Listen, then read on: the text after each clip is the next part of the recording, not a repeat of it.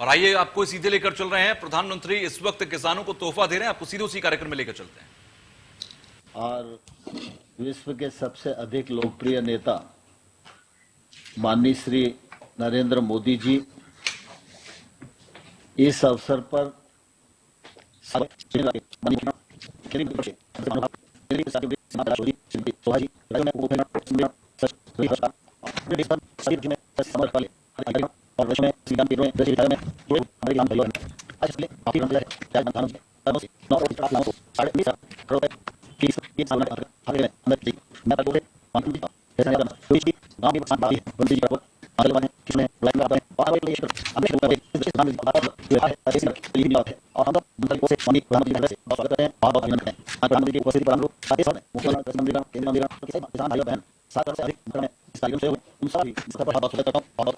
आज 9 अगस्त है और प्रधानमंत्री ने 9 अगस्त में देश के इतिहास में बहुत ही महत्वपूर्ण स्थान रखती है। जी के दिन भारत में आगाज हुआ था। इस आंदोलन के परिणाम स्वरूप तमाम सारे स्वतंत्रता त्याग तपस्या और बलिदान के परिणाम स्वरूप हमारा देश आजाद हुआ है। इस अवसर मैं सभी उपस्थित किसान भाइयों और बहनों की ओर से स्वतंत्रता संग्राम सेनानियों के चरणों में विनम्र श्रद्धांजलि प्रस्तुत करता हूं। सारा देश इस बात का साक्षी है कि प्रधानमंत्री नरेंद्र मोदी जी लगातार देश के सर्वांगीण विकास की दृष्टि से काम कर रहे हैं।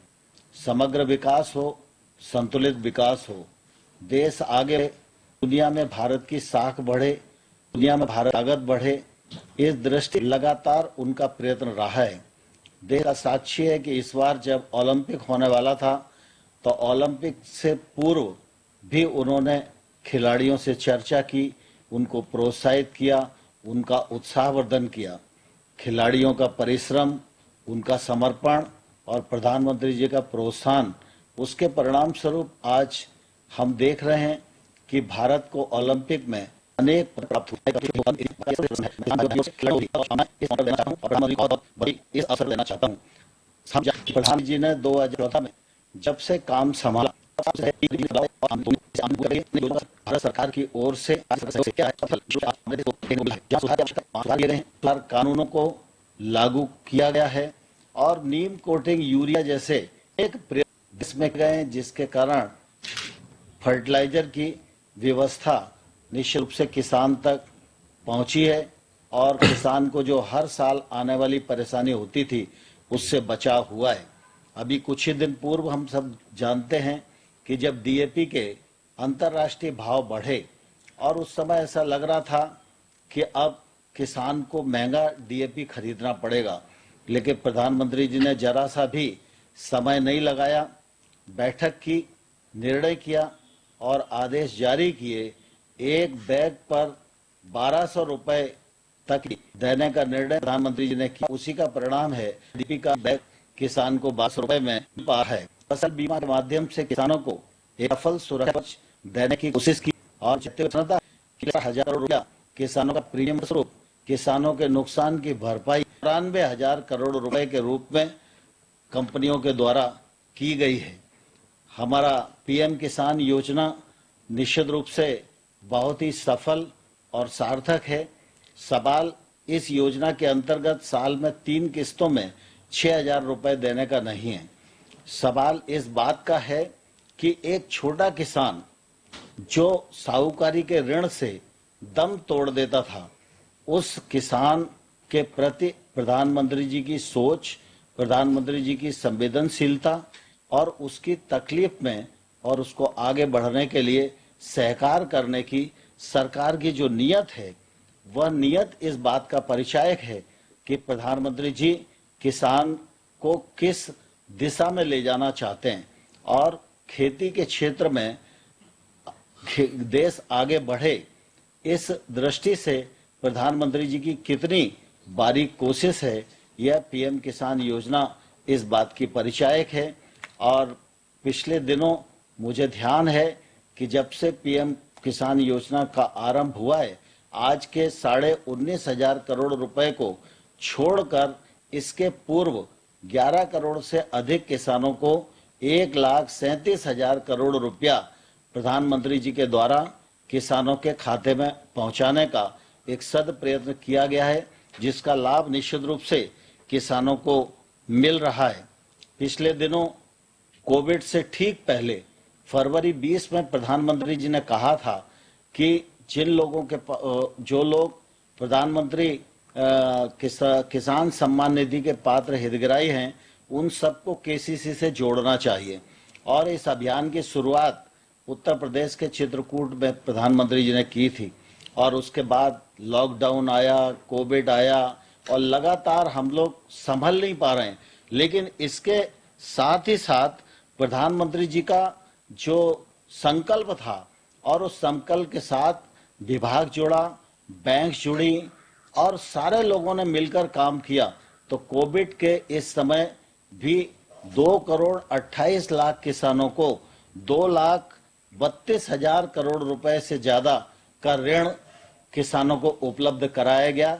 यह अभियान अपने आप में इस बात का परिचायक है कि गरीब किसान को कैसे ताकतवर बनाया जाए, इस दिशा में प्रधानमंत्री जी कितने प्रयत्नशील हैं। आज फिर हम एक बार सभी किसानों के साथ इस कार्यक्रम के माध्यम से मिल रहे हैं, लेकिन मैं किसान भाइयों और बहनों को एक और तो इस बात के लिए धन्यवाद देना चाहता हूं कि कोविड की प्रतिकूल परिस्थितियों में प्रधानमंत्री जी के दूरदृष्टि सोच के कारण तमाम प्रकार की कृषि के क्षेत्र को छूट दी गई। उसके परिणाम स्वरूप किसानों ने बम्पर पैदावार की, किसानों ने ठीक प्रकार से अपनी फसल को समर्थन मूल्य पर भी भेजा और बाजार में भी भेजा, और किसानों को निश्चित रूप से एमएसपी का भी पर्याप्त लाभ मिला है, और इससे किसान की ताकत बढ़ी है। और आने वाले कल में भी जो फसलों का अनुमान है, वो निश्चित रूप से किसान परिश्रम पूर्वक काम करेगा, और आने वाले कल में भी कृषि के क्षेत्र में हम अच्छा उत्पादन करने में सफल होंगे। दलहन और तिलहन की दृष्टि से प्रधानमंत्री निरंतर चिंतित रहते हैं, और दलहन और तिलहन की दृष्टि से अलग से कार्यक्रम बनाकर इस पर फोकस किया जा रहा है। आने वाले कल में इसका अभाव भी जो देश में दिखाई देता है, वो अभाव न रहे, आयात पर हमारी निर्भरता कम हो और किसान की आमदनी बढ़े, उसको वाजिब मूल्य मिले। इस दिशा में भारत सरकार पूरे मनोयोग के साथ काम कर रही है। आज हम सब के लिए सौभाग्य की बात है कि प्रधानमंत्री जी फिर एक बार पीएम किसान सम्मान निधि के कार्यक्रम में हम सब के मध्य मौजूद हैं। मैं करोड़ों करोड़ किसानों की ओर से माननीय प्रधानमंत्री जी का हृदय से बहुत बहुत स्वागत करता हूं, बहुत बहुत अभिनंदन करता हूं। बहुत बहुत धन्यवाद। जय हिंद।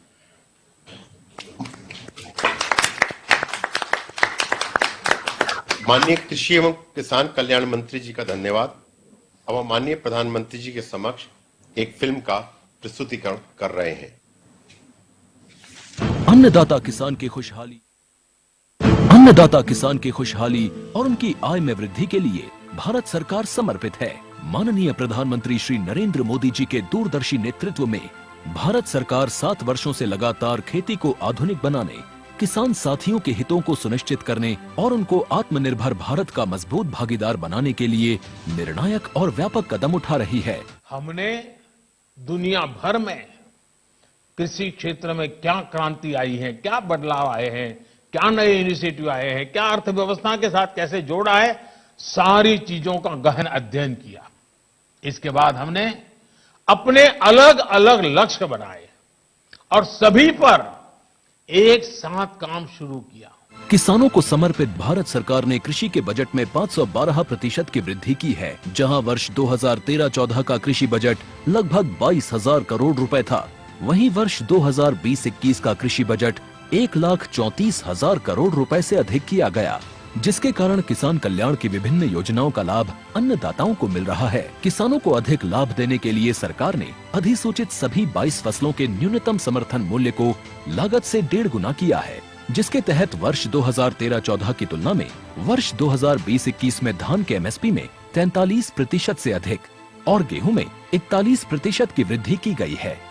साथ ही एमएसपी के तहत सरकार ने पिछले 5 सालों में वर्ष 2009 से 14 की तुलना में धान की 2 गुना तिलहन की 11 गुना और दलहन की 88 गुना से अधिक मूल्य की खरीद की है। किसानों की आवश्यकताओं को ध्यान में रखते हुए कोरोना काल में भी 2 करोड़ से अधिक नए किसान क्रेडिट कार्ड जारी किए गए, जिसके माध्यम से अतिरिक्त 2 लाख करोड़ रुपए से अधिक का ऋण उपलब्ध कराया गया।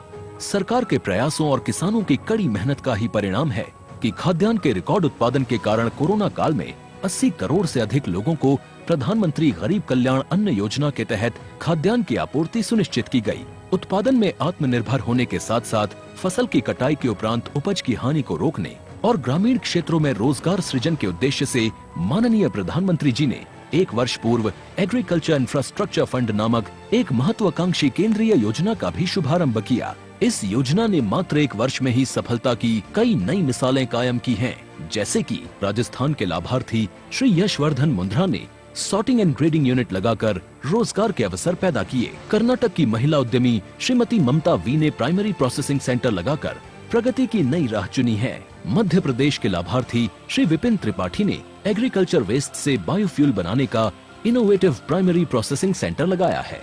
किसानों को आत्मनिर्भर बनाने के निरंतर प्रयासों में प्रधानमंत्री किसान सम्मान निधि योजना का महत्वपूर्ण योगदान है, जिसकी शुरुआत 24 फरवरी 2019 को माननीय प्रधानमंत्री श्री नरेंद्र मोदी जी के द्वारा की गई। पीएम किसान योजना का पूरा खर्च भारत सरकार वहन करती है, जिसके तहत लाभार्थी किसानों को प्रतिवर्ष 6,000 रुपए की सम्मान राशि 2,000 रुपए की 3 समान किश्तों में सीधे उनके बैंक खातों में हस्तांतरित की जाती है। सभी भू जोतधारी किसानों को इसमें शामिल किया गया है। पीएम किसान योजना की लोकप्रियता और सफलता इसी बात से प्रमाणित होती है कि अब तक 10 करोड़ से अधिक किसानों के बैंक खातों में 1,37,000 करोड़ रुपए से अधिक की राशि सीधे ट्रांसफर की जा चुकी है। योजना की 9वीं किश्त के रूप में आज माननीय प्रधानमंत्री श्री नरेंद्र मोदी जी पीएम किसान के 9.5 करोड़ से अधिक लाभार्थियों के बैंक खातों में 19,000 करोड़ रुपए से अधिक की सम्मान राशि ट्रांसफर कर रहे हैं। आत्मनिर्भर हो रहे हैं किसान, मिल रही है उनको एक नई पहचान। वीडियो प्रस्तुतिकरण के लिए धन्यवाद। अब हम माननीय प्रधानमंत्री जी से अनुरोध करेंगे कि वे बटन दबाएं और प्रत्यक्ष लाभ अंतरण के माध्यम से 9,75,46,378 किसानों को 19,508 करोड़ रुपए से अधिक की धनराशि का अंतरण करें। यह धनराशि लाभार्थियों खाते में अंतरित हो जाएगी।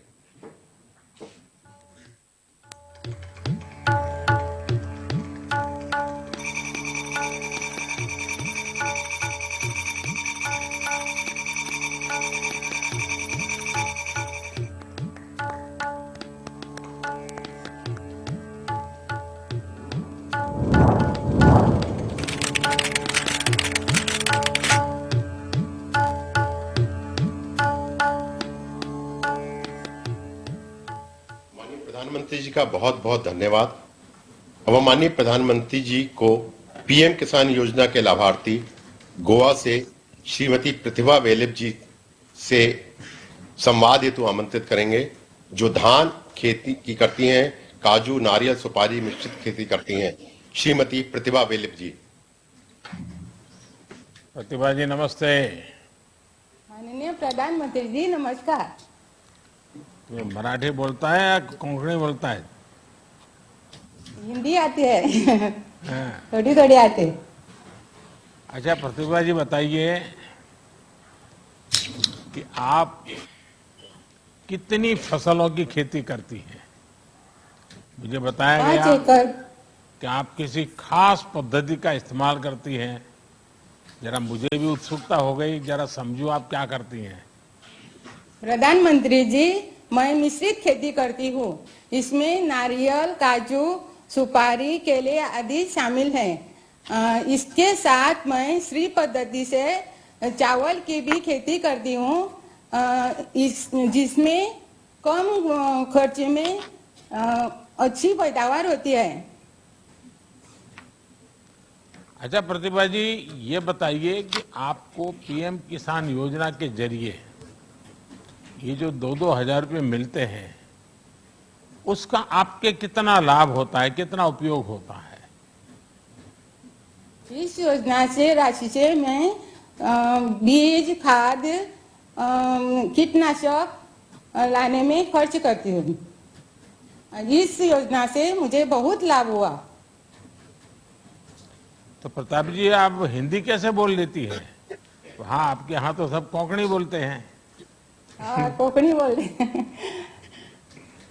हिंदी फिल्में देखती होगी आप?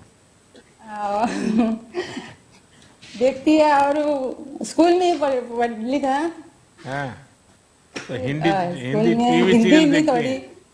हाँ, और बच्चों को भी पढ़ाते हैं। अच्छा, बच्चों घर को में। पढ़ाती है? हाँ। हाँ, बच्चों को। अच्छा, बच्चे क्या पढ़ते हैं अभी? अभी 2 दी हुई और इसने एक ने टीवाई किया था, दूसरी 10th, तीसरी 12th हो गई यानी ये टीवाई है। आप छोटी है लड़की। इतने सारे खेती के प्रयोग करती हैं, तो बाकी किसान देखने के लिए आते हैं? क्या आप करती हैं, कैसे करती हैं?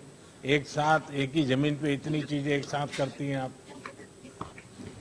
नहीं, मेरा पति भी मुझे हाथ बढ़ाता है और बच्चे भी बढ़ाते हैं और मजदूर भी थोड़े लेते हैं। नहीं, अड़ोस पड़ोस के लोग आते हैं देखने के लिए, और खेत किसान आते हैं देखने? आते हैं। हाँ, तो वो लोग पूछते हैं कि आपने ये कमाल कैसे कर दिया? और उसको मालूम है। हाँ, उसने हमको एग्रीकल्चर में सब उसका ट्रेनिंग दिया था। अब सब लोग ऐसी श्री पद्धति में करते हैं। प्रतिभा जी, सबसे पहले तो आपको बधाई कि आप इतनी तरह की फसल उगाती हैं। इसमें धन्यवाद बहुत मेहनत प्रधानमंत्री जी। लगती है, हाँ। फसलों का ध्यान रखना पड़ता है। आप ये सारे काम बहुत ही बखूबी कर रही हैं।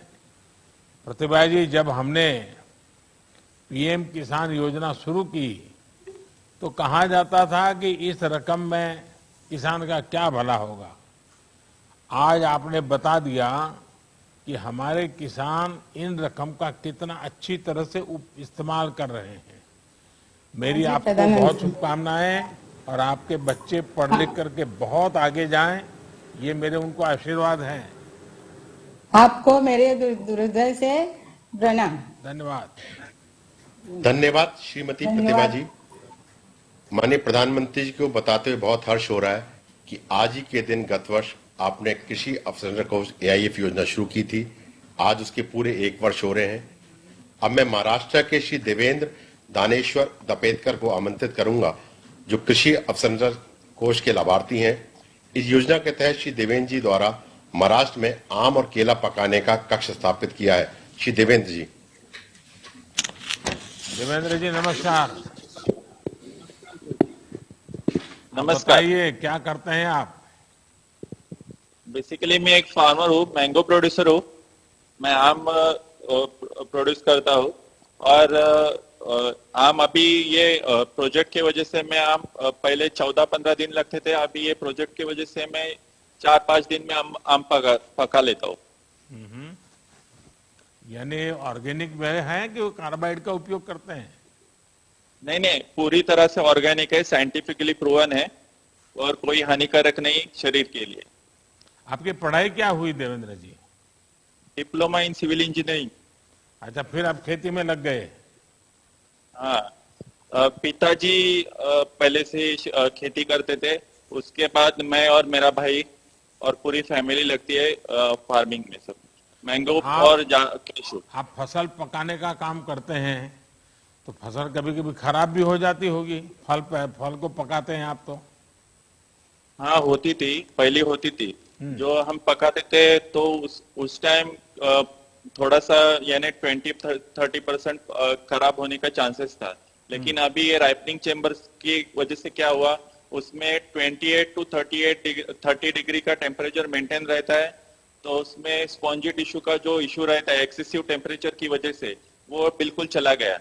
28 to 30 डिग्री मेंटेन होता है और उसमें स्पॉन्जी टिश्यू निकल गया है सब।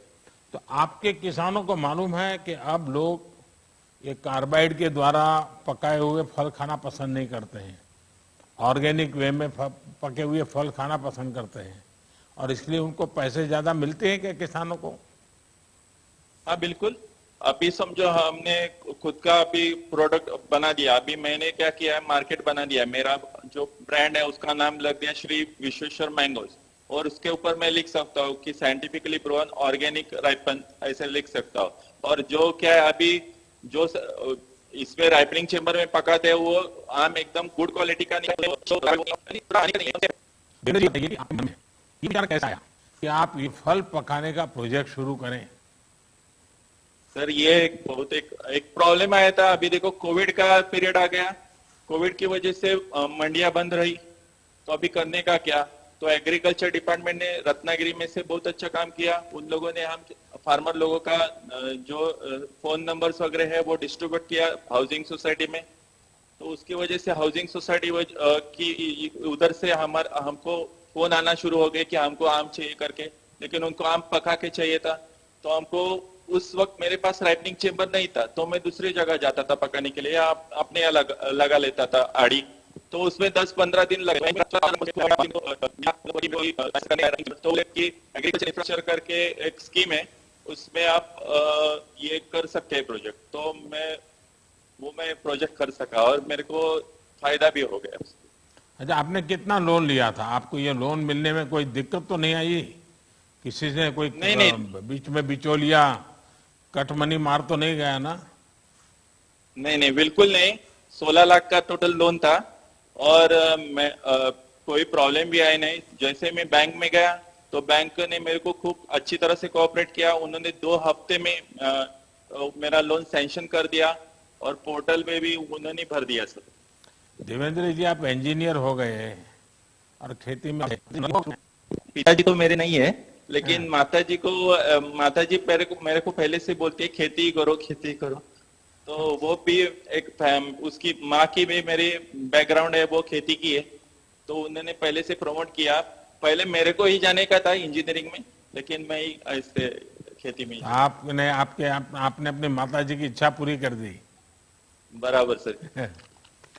देवेंद्र जी, देखिए, ये आप एक उदाहरण है कि जब एक किसान खुद ही उद्यमी बनता है और जब पढ़ा लिखा नौजवान खेती में आता है तो कितना बड़ा बदलाव आ सकता है। आज आप अपने प्रोजेक्ट के जरिए ना सिर्फ अपने परिवार का बल्कि अपने साथी किसानों का भी एक प्रकार से भला भी कर रहे हैं और उनके अंदर कुछ करने की भावना भी जगा रहे हैं। देवेंद्र जी, आपने बताया कि आपको लोन कितनी आसानी से मिल गया। आज से 6-7 पहले तो गरीब किसानों को लोन मिलने में कितनी दिक्कत आती थी वो सब जानते हैं। हमारी कोशिश है कि हमारे किसानों को पैसों की, संसाधनों की किसी तरह की कमी ना हो। हम इसी